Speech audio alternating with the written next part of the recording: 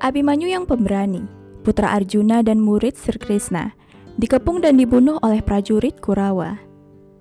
Setelah kejadian ini, Abhimanyu menjadi asing dengan keberanian dan Kurawa menjadi sekutu dalam dosa. Para Kurawa tidak ragu sedikit pun saat membunuh pemuda pemberani itu. Karena Abhimanyu adalah musuh terbesar pasukan Kurawa dan telah membunuh banyak prajurit Kurawa. Karena itulah, para Kurawa senang setelah membunuh Abhimanyu. Namun, Abhimanyu bukanlah satu-satunya putra Arjuna pemberani yang dikepung oleh para Kurawa. Selain Abhimanyu, para Kurawa juga berusaha mengepung putra Arjuna lainnya melalui konspirasi tersebut. Namun, putra Arjuna ini tidak melakukan kesalahan yang sama seperti Abhimanyu. Dia memberikan balasan yang pantas kepada semua Kurawa dan melakukan sesuatu yang bahkan Abhimanyu pun gagal melakukannya. Lalu siapakah saudara Abhimanyu yang pemberani ini? Apa yang dilakukannya pada perang hari itu? Dan bagaimana cara membalas dendam Abhimanyu pada pihak Kurawa? Baiklah, tonton videonya sampai habis untuk mengetahui jawabannya. Putra kedua Arjuna yaitu Irawan, sama beraninya dengan Abhimanyu. Ia ahli dalam segala jenis peperangan dari berbagai teknik senjata. Tetapi, maya widyanya memisahkannya dari semua pejuang lainnya. Irawan adalah pejuang yang sulit ditangkap dan memiliki kekuatan untuk melawan iblis terbesar sekalipun. Karena ibunya adalah seorang gadis ular dan dia dibesarkan oleh ibu yang sama. Oleh karena itu, Irawan muncul sebagai kesatria ular bertubuh besar. Dengan kekuatannya, dia bisa memanggil pasukan ular yang tak terhitung banyaknya. Jadi, Irawan adalah pendekar yang berperang atas nama Pandawa di Mahabharata. Dan tidak mungkin ada prajurit Kurawa biasa yang bisa membunuhnya. Begitu Irawan memasuki pertempuran, dia menciptakan kepanikan di pasukan Kurawa. Berdasarkan kekuatan seni bela dirinya, ia mengalahkan banyak prajurit Kurawa dan mengakhiri banyak perang sendirian. Kurawa yang tidak mau kalah dalam pertempuran pun terus melawan Irawan. Sebaliknya, Irawan menerornya melalui maya widya miliknya, yakni ilusi luar biasanya.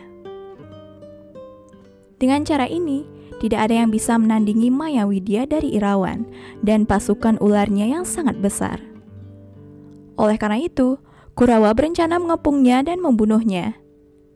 Sangkuni membuat rencana untuk mengekang keberanian Irawan. Sangkuni bersama 6 saudara laki-lakinya Gaja, Gavax, Risab, Arjav, Sukra, dan juga Carmawan berencana membunuh Irawan pada pertempuran keesokan harinya. Keesokan harinya, perang dimulai dan 2 saudara laki-laki Sangkuni, Gaja, dan Gavaksa bersama-sama menantang Irawan untuk berperang sendirian.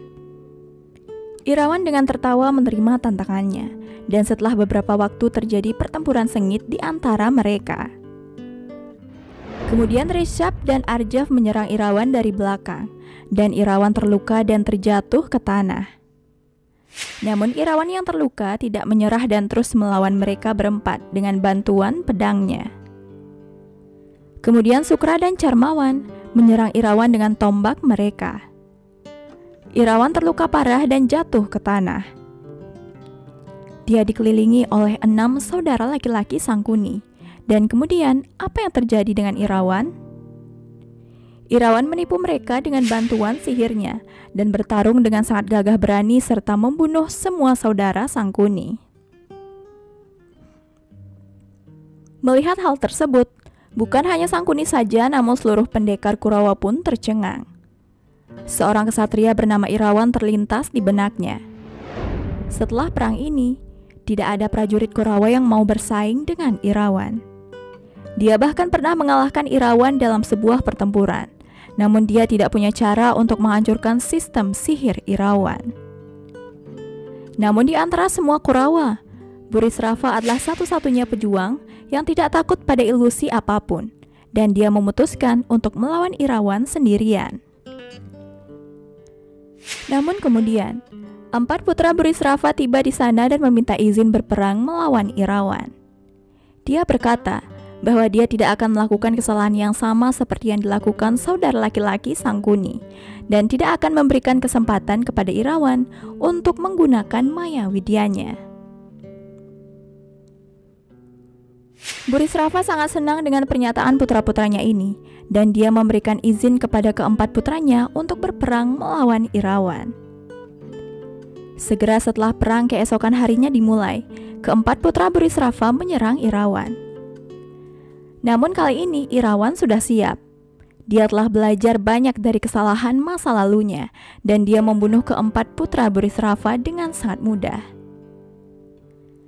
Setelah perang berakhir, terjadi duka di kamp Kurawa, dan Burisrava putus asa atas kematian keempat putranya.